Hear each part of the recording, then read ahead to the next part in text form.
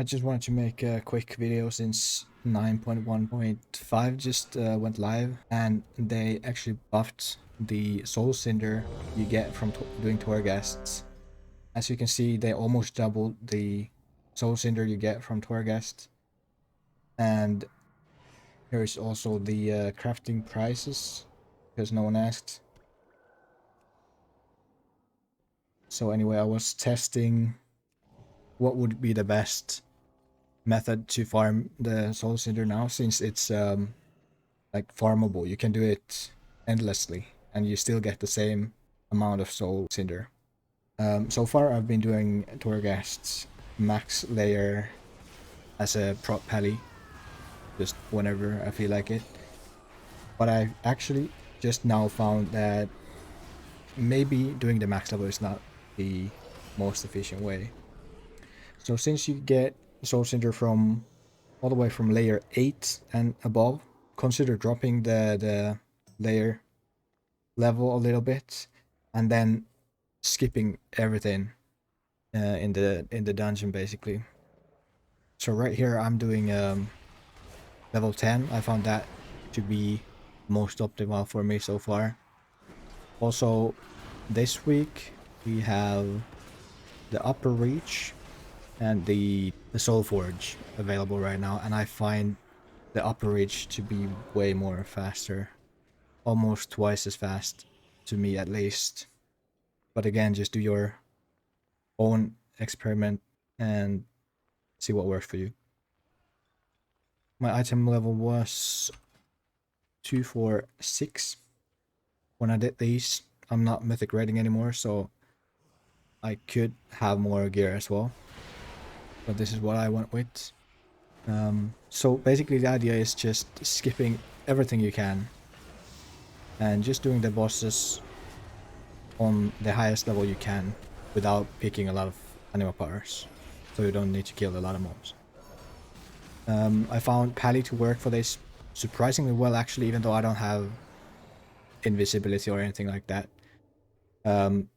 It's because I have the biggest burst for every boss I face. So I just try to skip as many mobs as I can, using like engineering belt, invis, and then the normal invis potion. And when I get to the boss, I just blast it with all cooldowns and then move on.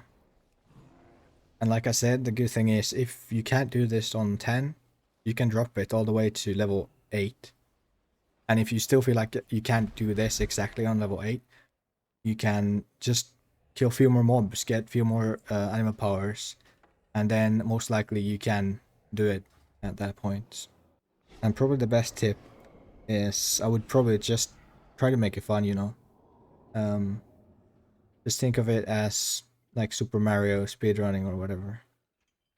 Try to have fun while you do it, because we all know Torghast is a pain and it's boring. So just see what you can do in terms of like talents, Covenant even, since that's easy to switch now. And yeah, just trying to have fun. Like I mentioned, in terms of consumables, I'm using all consumables I can think of right here. And also the Invis potion and NG Invis is really good. If you can think of more consumables or toys or whatever to make this even more efficient, just let me know.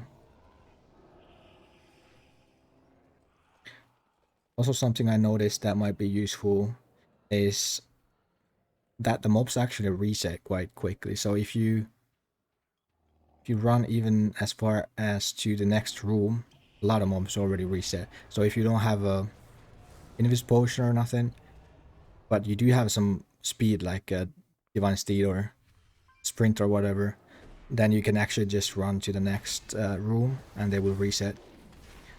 I'm pretty sure if you are geared, you can just run to the last boss, even if you pull everything on your way. Most of them can reset, and then once you get to the boss, you can pop all your cooldowns and kill it so quickly that the mobs might not even reach you. And this works because you can actually enter the next level in combat as long as the last boss is dead. So just kill the last boss, maybe pick up your animal power, and then move on quickly. I'm not an expert with Torghast, but I think Upper Ridge might be just the best one for this.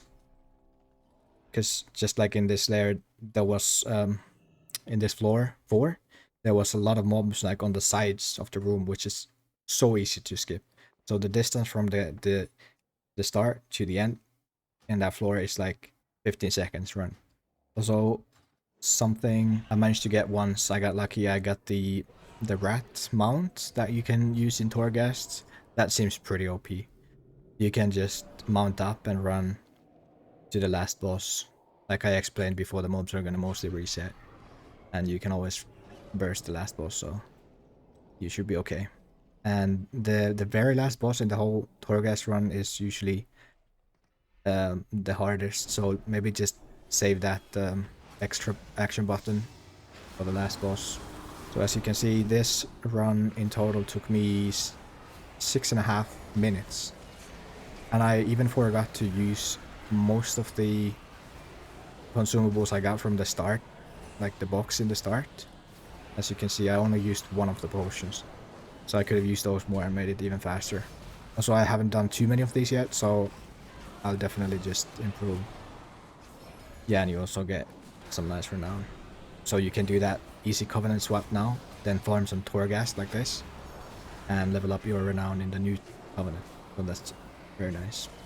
Since this took 6.5 minutes, and you get 270 Soul Cinder from level 10, that means about 2.5 thousand Soul Cinder in an hour. And that's so much. And you get even more Soul Ash. I'm not gonna even bother counting that because you're just gonna have so much leftover Soul Ash from this. You don't have to worry about it at all. So yeah, that was my quick video. Just let me know which level you found to work the best for you and which class you are. Also let me know if you came up with any other cool tips for this. I could improve like a lot still, but it's already crazy amounts of Soul Cinder, so I'm totally happy with this. Hope they don't change it or anything. Yeah, happy farming, guys. Thanks for watching.